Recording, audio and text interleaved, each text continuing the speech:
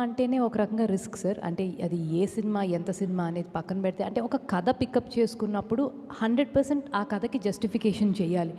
ఈ సినిమాకి ఈ ఖర్చు అవసరం. లేకపోతే మనం ఆ ఊరు, ఆ యాక్షను అది చూపించలేము. It is a very, very conscious decision that we took to have the best of the technicians to be on this film. Let it be Mickey or let it be Madhi garu, let it be Peter Heins, let be Chanti గారు.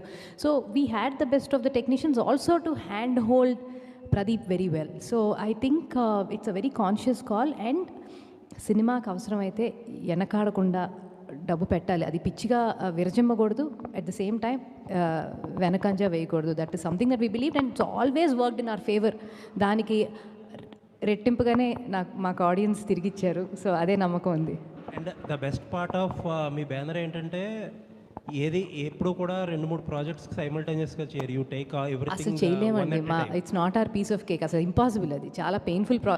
మా వల్ల కాదు అది. It's pretty difficult for us. One project at a time చేస్తున్నారు. ఇప్పుడు champion అయిపోయింది. ఇప్పుడు next అంటే కల్కి 2 అయినా లేకపోతే మిడిల్లో ఏదైనా కల్కి 2 ఇప్పుడు ఏదైనా టైం లైన్ ఉందండి ఫర్ కల్కి 2? Soon, very soon.